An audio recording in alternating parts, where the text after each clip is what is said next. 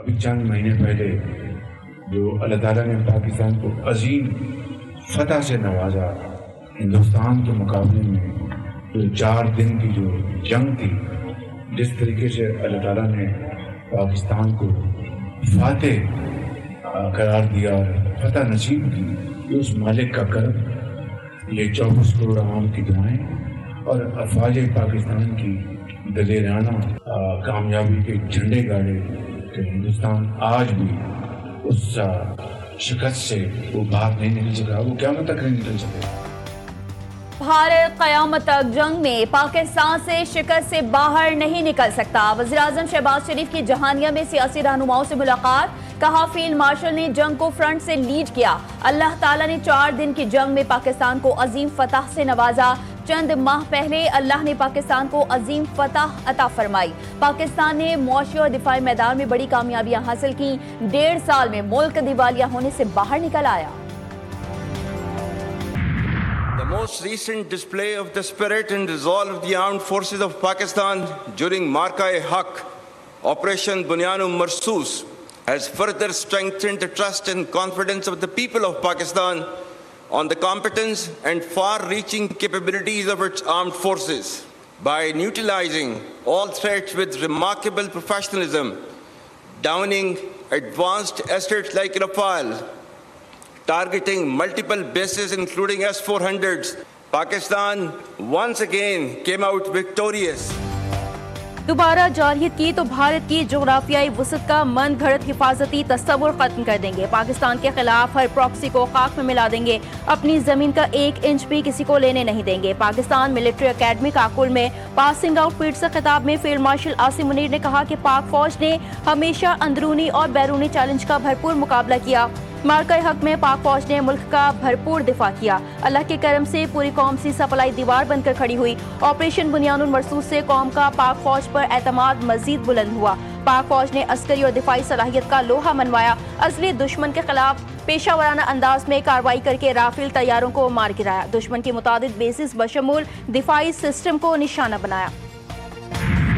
We urge the people of Afghanistan to choose mutual security over perpetual violence and progress over hardline obscurantism. Taliban regime must rein in the proxies who have sanctuaries in Afghanistan and are using Afghan soil to perpetrate heinous attacks inside Pakistan. دشمن فتنہ الہند اور فتنہ الخوارج کو hired guns کے طور پر استعمال کر رہا ہے، دشمن کا بزدلانہ، منافقانہ اور گھناؤنا چہرہ دنیا کے سامنے بے نقاب ہو چکا ہے۔ پاکستان میں دہشت گردی کے لیے افغان سرزمین کا استعمال پریشان کن ہے، ہم اسلام کی غلط تشریح کرنے والی مٹھی بھر گمراہ دہشت گردوں کے آگے نہیں جھکیں گے۔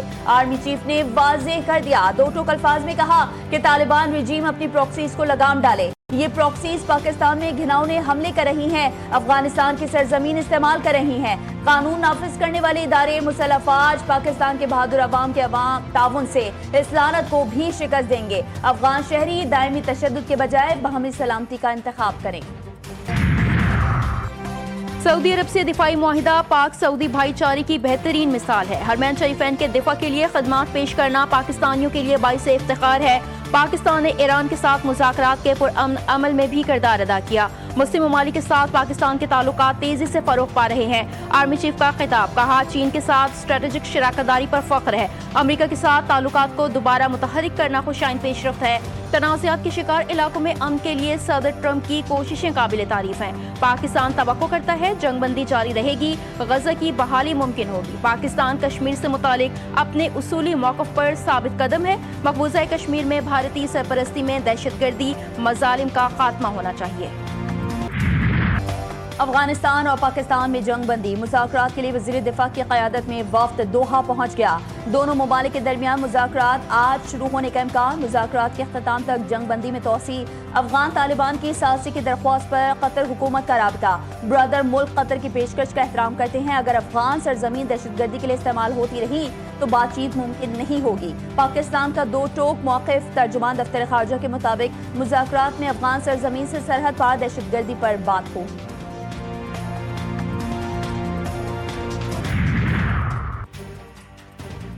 5 دہائیوں کی زبردست مہمان نوازی ختم کرنے کا وقت آ گیا. کابل سے امن کی بارہا کوششوں کے باوجود مثبت رد عمل نہ ملا. وزیر دفاع خواجہ آصف کہتے ہیں ملک میں دہشت گردی کے واقعات میں 3000 سے زائد شہادتیں ہوئیں.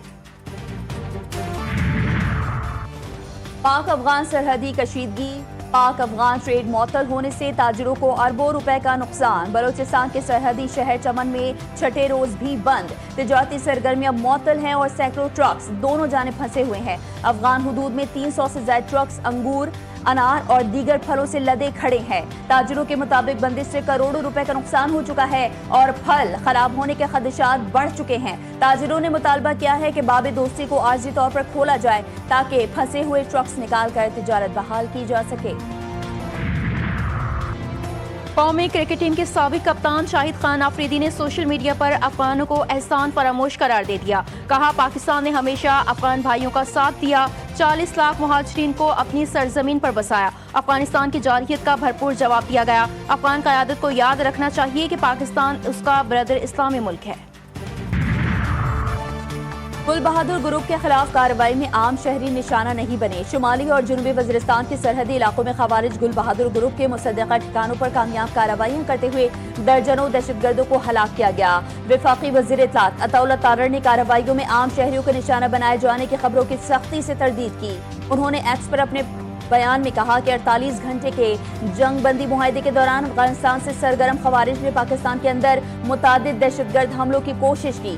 جوابی کارروائیوں کے دوران 100 سے زائد دہشت گرد ہلاک ہوئے. ہمارا مطالبہ ان سے یہی ہے کہ آپ دہشت گردی کی کارروائیاں جو ہے وہ بند کریں. اگر وہ دہشت گردی کی کارروائیاں بند کر دیتے ہیں تو نہ ہی جو ہے وہ ان کے خلاف کوئی جو ہے وہ ایکشن ہوگا. گڈ اور بیڈ طالبان کی تھیوری ناکام ہو چکی. اب وہ دہشت گرد ہیں یا نہیں. وزیر اعظم کے مشیر برائے سیاسی امور رانا ثناء اللہ نے لاہور میں میڈیا سے گفتگو کرتے ہوئے کہا کہ پاکستان کبھی جنگ میں پہل نہیں کرے گا. جارحیت پر ادھار بھی نہیں رکھے گا. کسی کو میلی آنکھ سے نہیں دیکھنے دیں گے. کسی بھی دہشت گردی کا منہ توڑ جواب دیا جائے گا. اب ہم مزید شہداء کے جنازے نہیں اٹھا سکتے. افغانستان کے رویے پر انتہائی افسوس ہے. پاکستان پیپلز پارٹی کا سینٹرل ایگزیکٹو کمیٹی کا اجلاس ہوگا. وہاں پارٹی کے نمائندے مختلف صوبوں سے وفاق سے بھی اپنے جو ایشوز ہیں وہ ریز کریں گے. ان پہ بھی ہم غور کریں گے.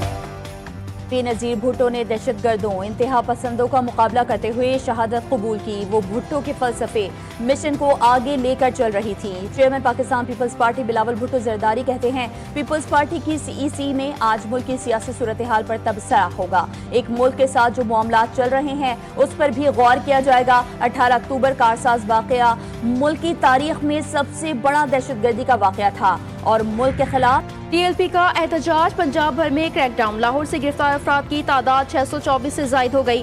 صوبے میں 5100 ملزمان کو حراست میں لے لیا گیا. توڑ پھوڑ اور سرکاری املاک کو نقصان پہنچانے کے کیس میں 11 ملزمان کا 10 روزہ جسمانی ریمانڈ منظور. وفاقی پولیس کا TLP کے خلاف پرانے مقدمات دوبارہ کھولنے کا فیصلہ. مقدمات میں نامزد ملزمان میں سے 171 کو دھر لیا گیا. محکمہ داخلہ پنجاب نے صوبے بھر میں دفعہ 144 کے نفاذ میں 7 یوم کی توسیع کر دی. اس دوران ہر قسم کے احتجاج، جلسے، جلوس، ریلیوں، دھرنوں، اجتماع اور ایسی تمام سرگرمیوں پر پابندی عائد ہے. سپریم جوڈیشل کونسل کا اجلاس. ججز کے خلاف دائر شکایات کا جائزہ. کوڈ آف کنڈکٹ میں ترمیم کی منظوری. سپریم جوڈیشل کونسل اعلامیے کے مطابق اجلاس میں آئین کے آرٹیکل 209 کے تحت دائر 67 شکایات کا جائزہ لیا گیا. اجلاس میں 65 شکایات کو داخل دفتر کر دیا گیا. ایک شکایت پر کارروائی کو مؤخر کر دیا گیا. دوسرے مرحلے میں 7 مزید شکایات کا جائزہ لیا گیا. 7 شکایات کے لیے کونسل کی تشکیل نو کی گئی. جسٹس سرفراز ڈوگر کی جگہ justice SM Atiq Shah, chief justice Peshawar high court کو شامل کیا گیا. 7 میں سے 5 شکایات کو داخل دفتر کیا گیا. 2 شکایات پر مزید کارروائی کا فیصلہ کیا گیا. دونوں مراحل میں مجموعی طور پر 74 شکایات کا جائزہ لیا گیا. پاکستان ملٹری اکیڈمی کاکل میں کیڈٹس کی پروقار passing out parade. Field marshal Asim Munir کی پاسنگ آؤٹ پریڈ میں بطور مہمان خصوصی شرکت. فیلڈ مارشل نے پاسنگ آؤٹ پریڈ کا معائنہ کیا. اعلیٰ کارکردگی دکھانے والے کیڈٹس میں اعزازات بھی تقسیم کیے. پاس آؤٹ ہونے والے کیڈٹس میں 152 PMA لانگ کورس، 37 میں ٹیکنیکل گریجویٹ کورس، 71 میں انٹیگریٹڈ کورس اور 26 میں لیڈی کیڈٹ کورس کے کیڈٹس شامل.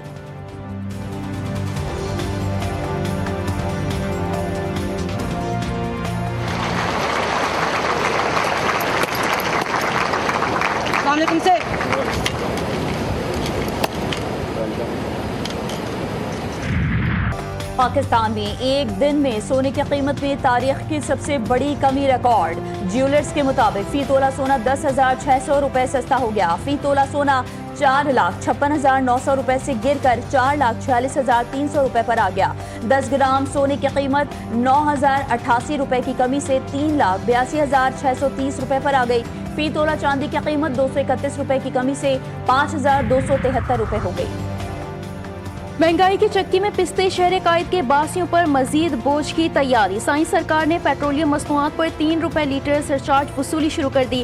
سرچارج ادا نہ کرنے والے کمپنیوں پر پیٹرولیم مصنوعات ترسیل پر پابندی عائد. پی ایس او سمیت تمام آئل مارکیٹنگ کمپنیوں کو سرچارج ادائیگی کا پابند کر دیا. او ایم سیز کے لیے انڈر ٹیکنگ کے بجائے بینک گارنٹی لازمی. او ایم سیز کا سندھ حکومت کے فیصلے پر احتجاج. پیٹرولیم مصنوعات کے بحران کا خدشہ.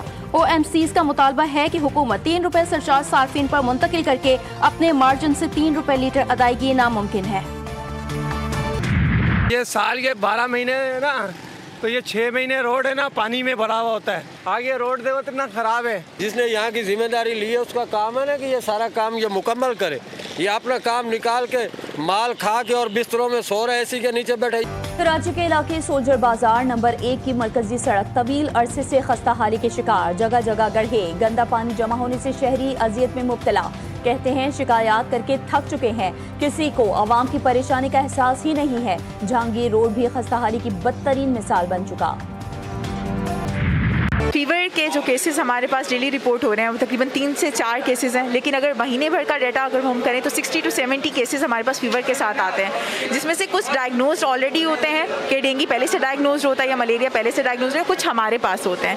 شہر قائد میں مچھروں کے وار تیز. ڈینگی اور ملیریا کے بعد چکن گونیا بھی پھیلنے لگا. سرکاری اور نجی اسپتالوں میں مریضوں کا رش بڑھ گیا. جنہ اسپتال میں روزانہ 8 سے 10 چکن گونیا کے مریض رپورٹ ہونے لگے. ڈاکٹرز کے مطابق ہر ماہ وائرل فیور کے 70 سے زائد کیسز سامنے آ رہے ہیں. اکتوبر اور نومبر میں ڈینگی، ملیریا اور چکن گونیا کے کیسز بڑھتے ہیں. شہری احتیاطی تدابیر اپنائیں. ہے کارساز کی دل دہلا دینے والی دردناک داستان. زخم آج بھی تازہ. 18 اکتوبر 2007 کو بے نظیر بھٹو کے قافلے کو کراچی میں دہشت گردی کا نشانہ بنایا گیا. سابق وزیر اعظم طویل جلا وطنی ختم کر کے کراچی پہنچی، جہاں ان کا شاندار استقبال کیا گیا. قافلہ شارع فیصل پر کارساز کے قریب پہنچا تو 2 بم دھماکے ہوئے. واقعے میں 150 سے زیادہ افراد جاں بحق اور 500 سے زیادہ زخمی ہوئے. چیئرمین پی پی بلاول بھٹو زرداری، سندھ کے سینئر وزیر شرجیل انعام میمن سمیت دیگر کارسان کارساز کے مرحومین کو خراج تحسین.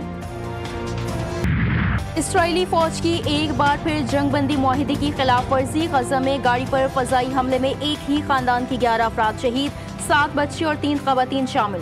حماس کی جارحیت کی شدید مذمت. کہا کہ اسرائیل دانستہ طور پر نہتے شہریوں کو نشانہ بنا رہا ہے. حماس نے جنگ بندی کے تحت ایک اور اسرائیلی یرغمالی کی باقیات حوالے کر دیں. غزہ سول ڈیفنس کے مطابق ملبے تلے اب بھی 10,000 سے زائد لاشیں دبی ہیں. غزہ میں جنگ بندی کے بعد تعمیر نو کا 5 سالہ منصوبہ. فلسطینی اتھارٹی نے $67 ارب لاگت کا 3 مرحلوں پر مشتمل پروگرام کا اعلان کر دیا. اقوام متحدہ کا 5.5 کروڑ ٹن ملبہ ہٹانے کی ضرورت پر زور. ٹرمپ سے ہتھیار مانگنے پہنچے زیلنسکی کو مایوسی کا سامنا. امریکی جنگ بندی پر بذیل خبر رساں ادارے رائٹرز کے مطابق یوکرینی صدر ولادیمیر زیلنسکی وائٹ ہاؤس پہنچے تاکہ اپنی افواج کو روس کے خلاف جنگ جاری رکھنے کے لیے ہتھیار حاصل کر سکیں.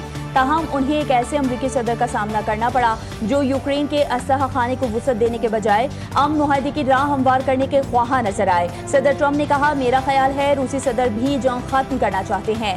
ہم ٹام ہاک میزائل کے بغیر جنگ ختم کرنے کے کافی قریب ہیں. دونوں صدور نے نرمی دکھائے تو جنگ ختم ہو سکتی ہے. ہم روسی صدر پیوٹن کو جنگ ختم کرنے پر قائل کر سکتے ہیں. آئی سی سی T20 ورلڈ کپ 2026 کے لیے ٹیموں کی لائن اپ مکمل. ٹورنامنٹ میں دنیا بھر کی 20 ٹیمیں حصہ لیں گی. بھارت اور شری لنکا میزبان ہوں گے، جبکہ افغانستان، آسٹریلیا، بنگلہ دیش، انگلینڈ، جنوبی افریقہ، امریکہ اور ویسٹ انڈیز گزشتہ ورلڈ کپ کی ٹاپ ٹیموں کی حیثیت سے شریک ہوں گی. پاکستان، نیوزی لینڈ اور آئرلینڈ رینکنگ کی بنیاد پر شامل. Canada, Italy, Netherland, Zimbabwe, Namibia, Nepal, Oman اور UAE ریجنل کوالیفائرز کے ذریعے ایونٹ کا حصہ بنیں گے. Women's world cup Pakistan team کا ایک اور میچ بارش سے متاثر. ICC ویمنز ورلڈ کپ میں پاکستان اور نیوزی لینڈ کی ٹیموں کے درمیان جاری میچ 12ویں اوور میں بارش کے باعث روک دیا گیا. کولمبو میں بارش رکنے کے بعد پاکستان کی بلے بازی جاری ہے. بارش کے باعث میچ کو 46 اوور تک محدود کر دیا گیا. پاکستان کی آدھی ٹیم 80 رنز پر پویلین لوٹ چکی ہے.